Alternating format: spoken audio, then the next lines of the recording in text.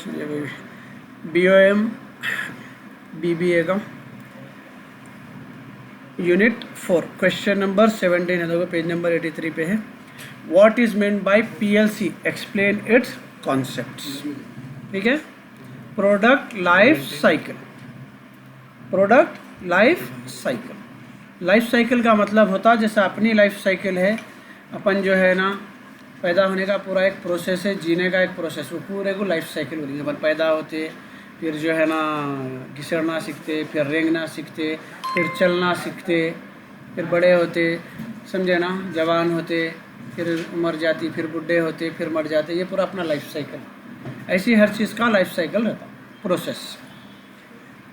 According to Philip Kotler, the product life cycle is an attempt to recognise distinct stages in the sales history of the product. Product के sales में अलग अलग stages क्या आते, that is product life cycle. अच्छा देखिए stages क्या क्या है यहाँ पे दे दिया, देखो एक एक करके पढ़ेंगे अपन। ग्राफ याद कर लिए तो अच्छा है, देखिए।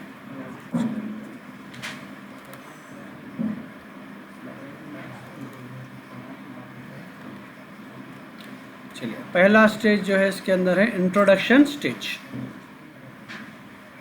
Introduction stage is also called pioneering stage. First stage को पायनियरिंग स्टेज बोलते हैं, कोई भी चीज़ की पायनियर बोलते हो, start. In this stage new product is introduce in the market.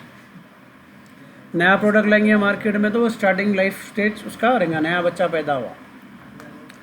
After it passes through product development, prototype and market test. पूरा होके जब प्रोडक्ट फाइनली निकालते हैं, टेस्टिंग होती, मार्केट के हिसाब से चेक होता, कैसा बिकेगा, पैकेजिंग कैसा होगी, सब होने के बाद प्रोडक्ट अपन क्या करते हैं, मार्केट में लॉन्च करते हैं। It is the most risky and expensive stages of the firm, has to incur substantial research and development cost for developing the product and obtaining acceptance of consumer. यहाँ बहुत risk रहता। पहली चीज़ तो पहला product जो रहता वो बहुत महंगा बनता, कहीं को उसका डाई बनाना रहता। आई बात समझ में? अब एग्जाम्पल अगर रुखे छपाने गए अपन, एक रुखा छपाओ बोले तो उन्हें वही 200-300 रुपये लेता एक रुखे को, क्योंकि उसके लिए उसको डाई बनाना पड़ता, वही महंगी बन जाती है। मगर वो डाई उन्हें मल्टीपल कार्ड्स में जब यूज़ करता तो एक रुखे की प्रिंटिंग उनको 1 रुपया 2 रुपये के अंदर ही चल जाती। बात समझ में आ गई? क्योंकि वो डाई महंगी बनती है उसको, जो रुखे का जो बनाते हैं ना आप लोग प्रिंट के लिए सैंपल, वो डाई जो है महंगी पड़ जाती है। तो उसको अलग अलग केमिकल्स लगाते, धूप में रखते, बहुत चीज़ा, बहुत लंबा प्रोसेस रहता है उसका। तो वैसे जब फर्स्ट प्रोडक्ट आप तैयार करते कंज्यूमर के हिसाब से, उसको रिसर्च करते रहते, चेंज करते रहते, रिसर्च करते रहते, टेस्ट करते रहते। फ्रिज बना रहे समझो, एक एक कंपोनेंट टेस्ट होना, फ्रिज टेस्ट होता, डोर वगैरह हर चीज़ नए टाइप की बनती। तो हैंडल का नया शेप हैंडल बनाना है तो पहले नई उसकी डाई बनाना पड़ता। डाई बनाएंगे, वो डाई के अंदर प्लास्टिक डालेंगे तो फिर वो शेप बन के निकलता। वो डाई हज़ारों लाखों रुपए की डाई होती है। फ्रिज उतने का नहीं रहता, डाई उतने की रहती। मगर जब पहला प्रोडक्ट आपका सक्सेसफुल हो जाता, उसके बाद वही डाई को आप मल्टीपल काम के लिए इस्तेमाल कर लेते, तो आपका खर्चा वहाँ पे जब कम होता। बात समझ में आ गई? पहला स्टेज रिस्की रहता प्रोडक्ट का, रिसर्च एंड डेवलपमेंट का। और उसके बाद में फिर कंज्यूमर उसको एक्सेप्ट करता नहीं करता उसकी कोई गारंटी नहीं देती। कई प्रोडक्ट्स निकलते और फेल हो जाते क्योंकि कंज्यूमर उसको एक्सेप्ट नहीं करता। ओके, नेक्स्ट स्टेज है growth stage.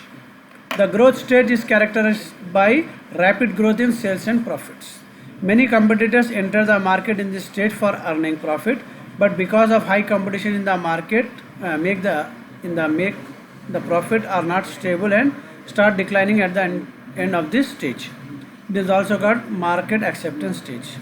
In this, product is produced in sufficient quantity. In this, demand continue to outpace supply. Competitors enter into the profit are attractive, distribution outlets are increased. तो growth stage में क्या होता, आपका sales भी बढ़ते रहता, sales के साथ प्रॉफिट भी बढ़ते रहता। तो ये स्टेज में जब क्या हो जाता, आपका प्रोडक्ट जो लॉन्च करे, अब वो प्रोडक्ट जो है तेज़ी से इसका सेल बढ़ते जाता और उसका जो है प्रॉफिट भी उसके वजह से अपना बढ़ जाता। होटल है, शुरू में एकदम समझो नहीं आता कस्टमर, वो इंट्रोडक्शन स्टेज था, करोड़ों रुपए लगा के शुरू करने का ना था होटल, वो फर्स्ट इंट्रोडक्शन से। उसके बाद क्या है, जब फेमस हो गया आपका ग्रोथ बढ़ते रहता सेल्स, बढ़ते रहता प्रॉफिट, बढ़ते रहता, ये सेकंड स्टेज। उसके बाद है maturity stage. In maturity stage sales volume increase at a decreasing rate. If the sales rate decreases, then the producer and middleman suffer losses because of the intense price competition.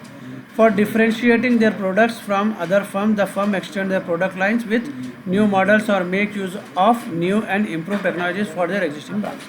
इसमें क्या होता है बोले तो अक्सर क्या होता है, लोग एक चीज़ कंटिन्यू लेना पसंद नहीं करते। फ़ोन है, अब मैं वीवो का ये लिया तो फिर लेता हूँ जिन्हें मॉडल में ये कंपनी ये लूँगा, मॉडल ये नहीं लेता।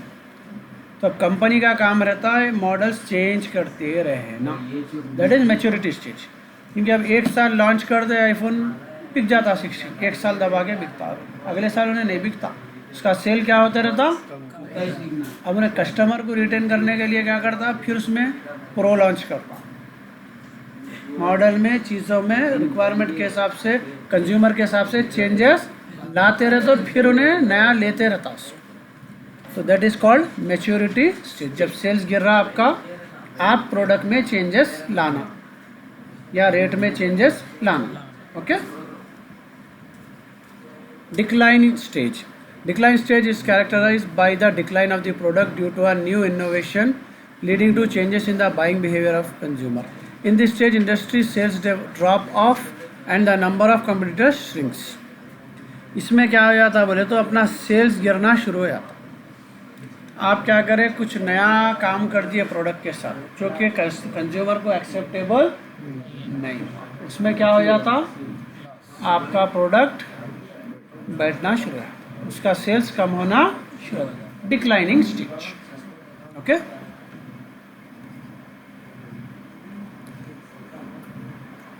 हो गया इसमें, हाँ थोड़ा लिखना है इसमें, स्टेजेस थे ना वो लिख के ये पॉइंट वहाँ थोड़े थोड़े एक्सप्लेन कर दो। चलिए ये है क्वेश्चन नंबर 19 है। ये नहीं बोले ना फीचर्स ऑफ डिक्लाइनिंग स्टेज, वो पूरों के फीचर्स नहीं भी लिखे तो चलता है यार, लिख देना वही पॉइंट से जो एक्सप्लेन करा पहले वही मतलब समझा रहा हूँ। क्वेश्चन नंबर 19, ठीक है। What are important stages and strategies of the product life cycle. अपन स्टेजेस पढ़े थे, स्टेजेस को थोड़ा थोड़ा लिख देंगे, ये स्ट्रैटेजीज थोड़ा थोड़ा सेम पॉइंट्स रिपीट हो रहे हैं इसमें। इसमें क्या है स्ट्रैटेजीज बोले तो पहला स्टेज क्या था अपने को, इंट्रोडक्शन स्टेज था, प्रोडक्ट इंट्रोड्यूस करना। उस वक्त अपन मार्केट में क्या स्ट्रैटेजी अपनाना, क्या प्लानिंग करके इंट्रोड्यूस करना, ठीक है ना। आप ओपनिंग कर रहे हैं कोई आपके बिजनेस की, तो आप ये सोचते हैं कि लोग अपनी तरफ कैसा अट्रैक्ट होना, बड़े लीडर को बुला के ओपनिंग कराए, वो उससे अट्रैक्ट होते हैं, कोई गाने बड़े बड़े आवाज़ में लगा देता, कोई ऑफ़र रखता, बात समझ में आ गई ना, कोई ऐड डालता। तो ये सब क्या है अपने इंट्रोडक्शन स्टेज के strategies. In this stage the company must choose a launch strategy with its intended product positioning. तो उन्हें जो नीयत से लॉन्च कर रही वो उसकी जो है ना, उन्हें कोई स्ट्रैटेजी उसके वास्ते करना, जैसा कि create product awareness and it's availability. लोगों को बताना आपका प्रोडक्ट कहाँ कहाँ अवेलेबल है और क्या क्या कहाँ कहाँ मिल सकता, प्रोडक्ट किस बारे में। Attract distributor and encourage them to sell new products. आपका प्रोडक्ट दूसरे डिस्ट्रीब्यूटर्स आपके पास से लेके बेचना, उनको कैसा आप अट्रैक्ट करेंगे, डिस्काउंट देंगे, ऑफर्स देंगे, क्रेडिट ऑफर करेंगे, बेचो भाई 1 महीने के बाद दो। तो that is develop promotional activities, ads वगैरह डालना, आगे ना समझ में लॉन्च करने के लिए। नेक्स्ट है ग्रोथ स्टेज के टाइम पे क्या क्या चीज़ें अपन करनी है। ग्रोथ मालूम है, सेल्स बढ़ रहा। Company should continue to educate potential consumers and distributor. अच्छा चल रहा बोल के हाल पे नहीं छोड़ना रहता, कंज्यूमर को भी जो इस्तेमाल कर रहा कस्टमर डिस्ट्रीब्यूटर को जो है और प्रोडक्ट के बारे में मालूमात कराते रहना ताकि सेल कंटिन्यू बढ़ते रहना। They should improve product quality by adding new features and models entering new market and segment. अब चल रहा बोल के बैठ जाने की नहीं है, पिस्ता हाउस से खाली बेकरी थी, मिठाई थी, फिर बाद में हलीम में बैठ गए ना, उन्हें बिरयानी में गए, मंदी में गए, आगा समझ में। आप जब सेल चलते जा रहा तो आप नए नए प्रोडक्ट लॉन्च करते रहना और आगे बढ़ते रहना, ये ग्रोथ स्टेज, ठीक है। Similar point. उसके बाद मैच्योरिटी स्टेज है। उस टाइम पे आपकी स्ट्रैटेजी क्या रहेंगी? Company should continue to invest in manufacturing product and try to modify the market. कहीं को मैच्योरिटी में सेल लो होगा तो अपन चेंजेस कर रहे हैं, तो उसमें कंपनी और पैसे लगाना, नहीं तो पूरा बिजनेस बैठ गया था। आपको सेल लो महसूस होते क्या करना? नया लॉन्च कर देना, कुछ हटके लॉन्च करना। गाड़ियों में देखो आप, गाड़ियों का ब्रांड वेब होता रहता, ऐसा ऐसा लोग नहीं है, बर्गमैन आते पूरे उसके पीछे भागे, 5G आते उसके पीछे भागे, तो दूसरा वाला कंपनी वाला क्या करता? नया कुछ लाता मार्केट में। चेतक बैठ गई थी, चेतक नया लेके आया, अब पूरे उसके पीछे भाग रहे, इलेक्ट्रिक चेतक के पीछे। तो नया प्रोडक्ट में आपको लाते रहना पड़ता ताकि आपका सेल नीचे नहीं गिरना। That is maturity stage. They should attempt to change products characteristics quality features. Product में चेंजेस लाते रहना, उसकी क्वालिटी, उसके features, okay. Marketing strategy at decline stage. जब पूरे को अपना डिक्लाइन हो जा रहा तब क्या करेंगे? The management must decide whether to maintain the brand without change और नॉट। सीरियस डिसीजन लेना कि वो प्रोडक्ट में चेंज करना है या नहीं, क्योंकि पब्लिक तो अब लेने को तैयार नहीं, तो उसका फैसला। They should minimise sales and promotional expenses. खर्चे कम करना पहले तो, नहीं तो खर्चे बहुत बढ़ते रहते। मतलब कंपनी के खर्च। अब समझो होटल में मैं 10 वेटरों को रखा था, 10 दूसरा स्टाफ, 20 जनों का खर्चा उठा रहा हूँ, सेल कम होना शुरू होगा तो मेरे को वो सैलरियाँ बहुत भारी पड़ना शुरू हो जाती है। उसके बाद खर्चे बहुत भारी पड़ना। सबसे पहले मेरा काम है खर्चे कम करूँ, थोड़े पैसे कम खर्चा होते, फिर मैं क्या है सेल्स बढ़ाने पे जोर दे सकता हूँ, नहीं तो खर्चों में ख़त्म हो जाते, मैं री इन्वेस्ट नहीं कर सकता हूँ पैसे। They should reduce cost and try to maintain sales. वही बात है, आप कॉस्ट कम करना, सेल्स को वापस मेंटेन करने की कोशिश करना, ओके। चलिए भाई, थर्ड क्वेश्चन है, देखो इसका क्वेश्चन नंबर 29, 4th यूनिट का। प्राइस किसको बोलेंगे और प्राइसिंग क्या रहती है इसके अंदर। Right the role of price in market mix and objectives of the pricing. Price क्या है, प्राइसिंग क्या है। Price is the amount of money और और other items with utility needed to acquire product. एक प्रोडक्ट खरीदने के लिए जो अमाउंट पे करना है that is called price. Pricing बोले तो वो प्रोडक्ट का प्राइस डिसाइड करना। अब आप देखते हैं डिफरेंट आपको मंदी के दुकानों में रेट अलग अलग मिलते हैं। There are so many factors, किसी का किराया ज़्यादा है, किसी की ज़ाती प्रॉपर्टी, तो प्राइस पे इफेक्ट पड़ता है उसका सीधा सीधा। आगे बात समझ में? कोई खुद बना रहा, कोई काम पे रखे हुआ है, प्राइस पे इफेक्ट पड़ता, तो उसको कॉस्ट कितना पड़ रहा उस हिसाब से किराए ये वो प्रोडक्ट का उन्हें कौन से टाइप का चावल यूज़ कर रहा, असली मसाले यूज़ कर रहा या बटानों में निकाल दे रहा, ये सब चीज़ें उसके अंदर फैक्टर्स के बाद क्या डिसाइड होता? Price. That process is called pricing. आई बात समझ में? जब ये फ़ोन का प्राइस डिसाइड कराऊंगा तो उन्हें कितने में पड़ रहा फ़ोन पर फ़ोन, उसको एक फ़ोन, प्लस इस पर एडवर्टाइजमेंट का खर्चा, ट्रांसपोर्ट का खर्चा, ठीक है, सेल्समैन का खर्चा, ऑफिस का खर्चा, सारे खर्चे आखिरी में इसमें प्रॉफिट ऐड करके जब इन्हें मार्केट में इसका रेट लॉन्च करना, that is called pricing. Clear? चलो अब इसके अंदर जो है सबसे पहले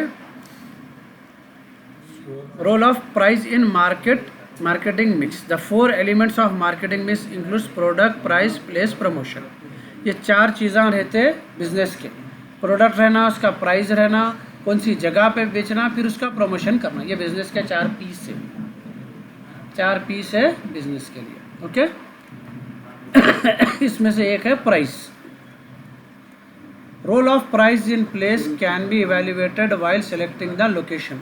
लोकेशन के हिसाब से प्राइस रहता है। दुबई में अलग रेट में मिलता है, इंडिया में अलग रेट में मिलता है। इंडिया में अलग अलग जगह जाओ अलग अलग रेट में मिलता है, तो लोकेशन पे कंज्यूमर कितने में ख़रीद सकता उसके हिसाब से उसका प्राइस डिसाइड। ये है कंपैरिजन प्राइस में। इसमें product price is an important component of promotion. Usually price adjusted take places in sales promotion. तो सेल्स प्रमोशन में क्या करते हैं, कई जगह पे डिस्काउंट पे देते आप, कई जगह पे डिस्काउंट नहीं देते आप, कई जगह पे फ्री सैंपल्स भी बांटते हैं। तो प्राइस उससे भी डिसाइड होता है कि आप क्या कर रहे हैं।